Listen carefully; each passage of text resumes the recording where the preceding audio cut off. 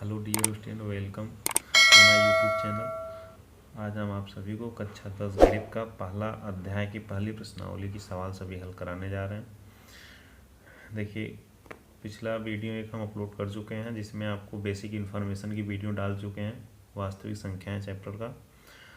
Please उसे ज़रूर देखिएगा क्योंकि वो इस चैप्टर की दृष्टि से इम्पोर्टेंट है। अगर वो देख लेंगे तो ज़्यादा समझ में आएगा, इस चैप्टर को कुछ बताया जाएगा। तो देखिए, पहली सवाल हमारी थी, निम्नलिखित संख्याओं का एचसीएफ ज्ञात करने के लिए यूक्लिड विभाजन एल्गोरिथम का प्रयोग कीजिए। ठीक है, तो हम सभी सवाल आपको हल करके दिखाते हैं। अभी टेक्निकल मिस्टेक के कारण मेरा एक वीडियो जो है रद्द हो चुका, तो हम वहीं से कंटिन्यू करते हैं। कुछ सवाल हल हो चुकी है।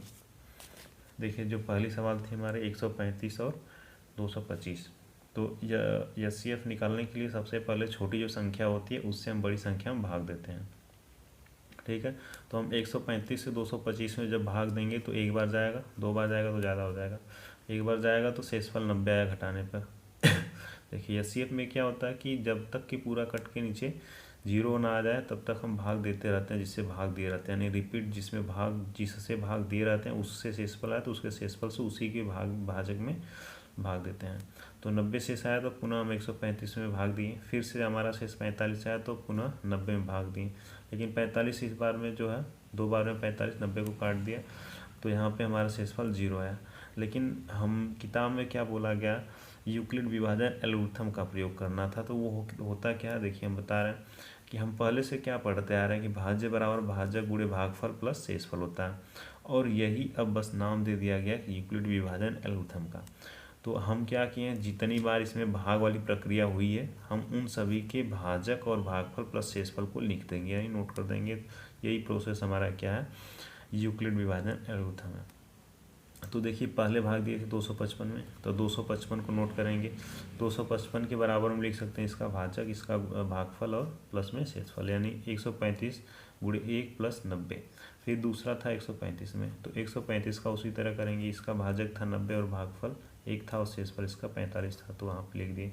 फिर अगला था 90 में भाग दिए, 90 भाज्य है तो इसका भाजक और भागफल ये और इसका शेषफल 0 आया है, यानी जहाँ पे हमारा शेषफल 0 आता है तो उसका भाजक क्या होता है, एचसीएफ होता है, यानी एचसीएफ इक्वल टू हमारे यहाँ पे 45 है। तो और दूसरी सवाल देखी थी हमारी 196 और 38,220। तो इसमें 196 छोटी संख्या, तो 196 से हम बड़ी संख्या में भाग देंगे।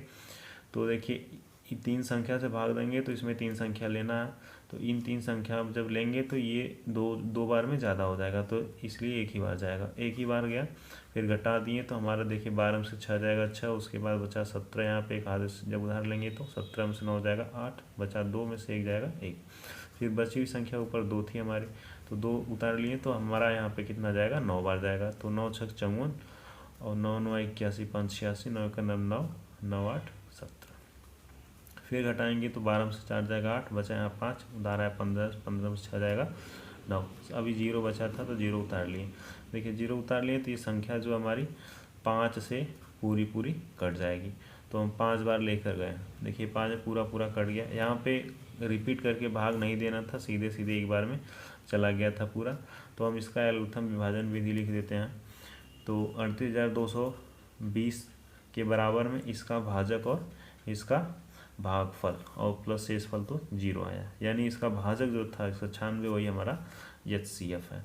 फिर देखिए, तीसरी सवाल थी हमारी 867 और 255। देखिए 255 हमारा छोटी संख्या, तो इससे भाग देंगे बड़ी संख्या में। 255 से भाग देंगे 867 में, तो 3 बार जाएगा यहाँ पे, 3 पचे 15 के 5, 3 पचे 15 एक हासिल, 16 के 6, 3 दूनी 6 1 7। फिर घटाएंगे, 7 में से 5 जाएगा 2, 6 में से 6 जाएगा 0, 8 में से 7 जाएगा 1। देखिए अभी शेषफल आ रहा है तो फिर इसके हम भाजक में भाग देंगे जो ऊपर है, तो इसका भाजक हम लिख दिए 255 है, तो इसमें भी 2 बार चला जाएगा। तो 2 दूनी 4, 2 शून्य 0, 2 एक 2। अब घटाएंगे, देखिए 5 में 4 जाएगा 1 और 5 उतर गया आपका, 2 में से 2 कुछ नहीं बचेगा। फिर 51 अभी शेष आया, तब फिर से हम भाग देंगे 102 में, तो 51 दूनी 102 होता है, तो 2 बार में पूरा कट गया। फिर से वही इसका आप भी लिख दीजिए यूक्लिड विभाजन एल्गोरिथम। तो देखिए पहले किसमें भाग दिए थे, 867 में, तो 867 लिख लिए। इसके बराबर में हमें लिखना है 255 गुणे 3 प्लस में इसका शेषफल 102 था। फिर भाग दिए 255 है, 255 को लिखेंगे 255 बराबर 102 गुणे 2, क्योंकि इसका भाजक था और ये 2 उसका भागफल था।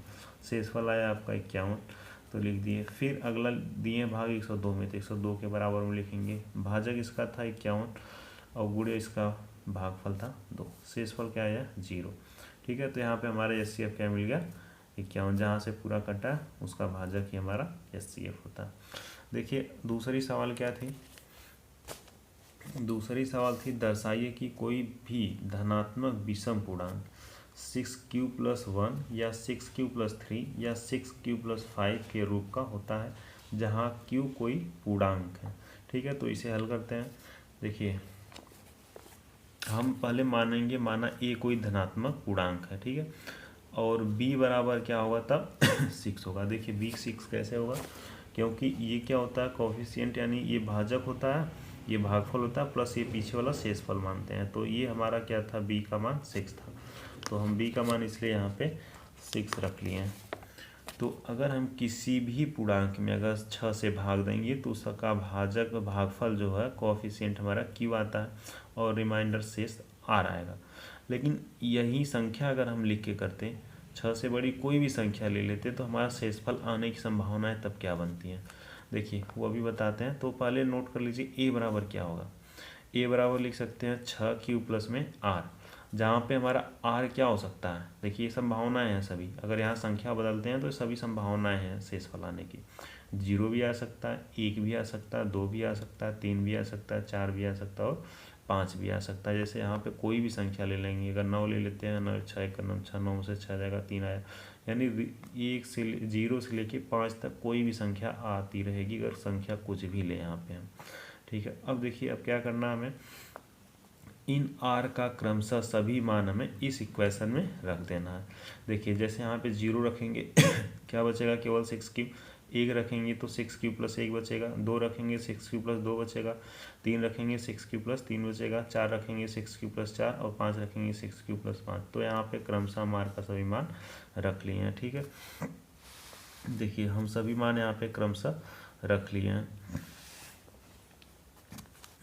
देखिए अब हम आगे आपको बताते हैं, ये सभी मान रखने पर हमें क्या सिद्ध करना है, केवल 6q + 1 और 6q + 3 और 6q + 5 के रूप का हमें चाहिए। तो हम क्या लिखेंगे, 6q और 6q + 2 और 6q + 4, ये सभी संख्याएं, ये 6q + 6q, 6q + 2, 6q + 4, ये 2 से पूर्णतः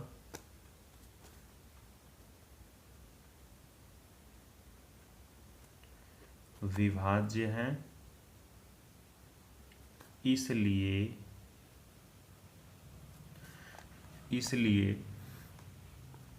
6q + 1, 6q + 3, 6q + 5 धनात्मक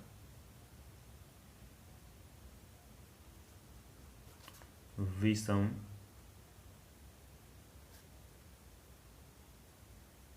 पूर्णांक के रूप का होगा। बस ये हमारी कंप्लीट हो गई दूसरी सवाल। चलिए अब देखते हैं तीसरी सवाल क्या है। तीसरी सवाल में बोला गया किसी परेड में 6 से 16 सदस्यों वाली एक सेना की टुकड़ी को 32 सदस्यों वाली एक आर्मी बैंड के पीछे मार्च करना है। दोनों समूहों को समान संख्या वाले स्तंभों में मार्च करना है। उन स्तंभों का अधिकतम संख्या क्या है जिसमें वे मार्च कर सकते हैं। देखिए सवाल को पढ़ने से क्या समझ में आ रहा है, एक जगह हमें यहाँ पे लिखा हुआ मिला है कि स्तंभों की अधिकतम संख्या क्या है, यानी इसी शब्द से हमें क्लियर है कि इस सवाल में करना क्या है। ठीक है, अगर एक कम से कम लिखा होता तो हम क्या करते हैं, LCM लेते हैं, लेकिन अधिकतम संख्या वाला यानी हाईएस्ट काउंट जो फैक्टर होता है हमें वो बतानी है। तो हम यानी इसमें क्या करना है, इन दोनों संख्याओं का HCF निकालना, 32 और 616 का। देखिए सवाल नंबर हमारा क्या है, 3 है, उसमें संख्या दोनों दी गई है कितना, 616 और 32 का। तो हम इसका HCF निकालेंगे। 32 से हम भाग देंगे 616 में। देखिए एक ही बार जाएगा, 32 आया। अब उतारेंगे, घटाएंगे तो 11 में से 2 जाएगा, 9 हो जाएगा। बचा 5 में 2 जाएगा, 3 जाएगा 2। फिर से हम क्या उतारेंगे, 6। देखिए यहाँ पे 9 बार जाएगा, 9 दूनी 18 के 8, और 9 त्रिक 27 से 28 हो जाएगा। यहाँ आ गया 16 हुआ, 16 में से 8 जाएगा 8। देखिए अभी शेष आ रहा है, 8 शेष आ रहा है, तो रिपीट हम भाग देंगे, जिससे भाग दिए रहेंगे 2, यानी 32।